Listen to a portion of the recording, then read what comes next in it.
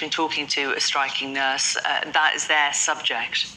Yeah, and I just thought it was very important because the papers are full of this story today in different ways, different angles. We've talked about one angle earlier, but the Express giving airtime to the government position, warning the nurses, be careful, patients at risk, etc. But I thought it was very important in looking at this story to remember behind this, why are these guys doing it? We just heard very eloquently from the nurse. And we need, the bigger picture is the expenditure of our country. £3 to £4 billion of our money a year on agency nurses, right? That does not make sense. And then you heard just now about the 20% increase in food and the cost of living. There are 7 million on waiting lists. There are 300,000 cancelled operations and procedures. And so we all want, and my mother, I lost her to cancer, and the nurses were amazing. And we all feel nervous, as Lucy said earlier. But the context is some numbers here that should have all of us agitated and bearing in mind next week on polling day. And you see, the other concern, of course, I suppose, is public support for the nurses. From the nurses' point of view, it has been strong, and especially given COVID, how warmly people felt the NHS in their hearts, a lot of people. But do you think that will change if the strikes drag on for months or possibly even years? Well, it will do if other unions accept their offers. I think the difficulty for Pat Cullen is that the more there are other, admittedly, at different levels, you've got junior doctors, you've got consultants, ambulance workers, but if those unions are accepting the pay offers that they've been given, or have negotiated, then it's going to be increasingly difficult for Pat Cullen to hold her line. And particularly if one of her arguments is that actually if you don't pay up or negotiate in a different way, then this could go on till Christmas. That could actually really start to change public opinion. Don't you think, though, that this angle of what is the government doing about billions of money on agency nursing is equally powerful, maybe? No, because ultimately I think what people will decide on is, how is this affecting me? Is my mum's hip replacement being postponed for the 7th time? That's what it's really going to come down to, whereas an argument about how much money the government is spending on agency staff is definitely part of the mix, but if it doesn't really impact you because you're not seeing the invoice for that, but you are seeing how much pain your mother is in, that's the moment at which things start to become much more personal. I see. Your choice next, Lucy, and it's in the Times, it's page 4. This is about visa centres for the Sudanese.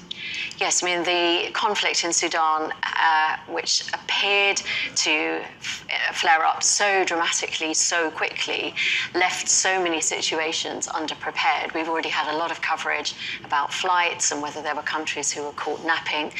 But there's one particular story which is about the fact that there was a visa centre in Khartoum, and it closed, naturally, because the conflict was so traumatic and dangerous. But there were lots of people who had their passports in the visa centre, and they can't get onto British-manned flights if they haven't got their passport. And what this article is highlighting is quite how dramatic it is for a lot of people. They go to try to get onto a flight, they're turned away. One particular gentleman in particular got shot at after he was turned back from one of these flights. And this man in particular has a wife and children living in the UK. There are other people in the article that are mentioned who've got loved ones that they're trying to join. And they've also got other documentation. So what they're asking the Foreign Office to be so supportive about is saying, why does it have to be just this passport or just this visa? If I've got so many other documents, if I've got scans of my passport, I can show you my marriage license, I can show you other documentation. Why is that not enough? At the moment, all these people are being left behind because, no fault of their own, the visa centre has been closed. Okay. Kevin, you've picked a story in The Guardian today. It's picking up of our interview, Sophie Ridge's interview with Keir Starmer yesterday. And this is, he's faced criticism from quite a lot of quarters, hasn't he, about these adverts which lay the blame at Rishi Sunak's door for all failings of the Conservative Party over the last 13 years. And he's being asked, should we judge him by the same yardstick? And I thought it was a very interesting article in The Guardian because, your colleague Sophie didn't pull any punches at the weekend. It was a really good political interview. But Starmer is very clear, he's having brought Labour back from the dead and made the party electable again. He is causing controversy by making sure that he attempts to hold Rishi Sunak to account, not just for being Prime Minister and lately, but as part of a 13-year narrative of 5 Prime Ministers in the Conservative Party leading the government. And yes, it's led to robust questions back about Keir Starmer's time as a senior civil servant. But I think he's not making any apologies that he's holding Sunak account for policies. And I think it's just really interesting. It was a very robust, challenging political interview, but Starmer's not budging and is making sure that the Conservative Party can't reinvent the wheel and just forget about the last 13 years in the run-up to general election. Was quite interesting. Really, how, as a psychologist, how far back do people think when they come and vote? Do people tend to vote on what's close to them at the moment, or do they think back and think back over the last 13 years? Funnily enough, it's more about what's happening to me right now, which is why lines like, do you feel less well off than you did, is much more coherent. We have, it's hard sometimes to have much more abstract thinking, to try and think, where was I 13 years ago? When you go into that polling booth, it's very much about, has my grandmother had the hip operation? Do I have enough money in my pocket? But I think, it's very tricky. If you have an attack ad from Labour to Tory saying, this is what happened under your watch over the past 13 years, the Tories are already coming out saying, well, if you want to play it like that, then we'll start to attack you, Keir Starmer, for things that happened when you were in charge of Crown Prosecution Service. Well, they'll do that anyway. So I think Lucy makes a really good point. It's like, is it better? Is anything better than 13 years ago? And you're right, that's got a lot more resonance as a question.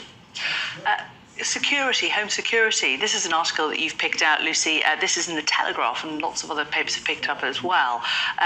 People are turning to what they're calling DIY security, such as doorbells, cameras and things like that. Well, again, what's this about? I think it speaks to people's insecurities about whether they feel safe in their own home. And one of the reasons why they don't feel safe is because there aren't enough bobbies in the beat, and because people don't come and support you if you have had a burglary.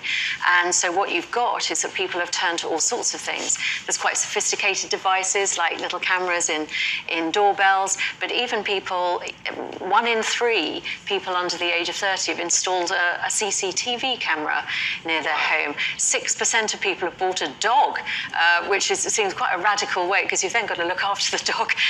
But there are lots of ways in which people are doing it for themselves, and thankfully the tech is also helping them with that. But the poll, which has actually been commissioned by the Liberal Democrats, is really highlighting quite how insecure people feel in their communities, and not everyone is going to be able to afford such sophisticated tech to keep their homes safe, but it just shows how fearful people are. It does, doesn't it? We're out of time already. We've roared through them, but we've got lots more to come next hour. Thank you so much for bringing us through those, Kevin and Lucy. Thanks a lot. Well, still to come on Sky News Breakfast. We've been talking about it just now. NHS workers are to march through central London as nurses stage a bank holiday strike. We'll have a live update from our hospital picket line. Stay with us for that and all the rest of the day's top stories.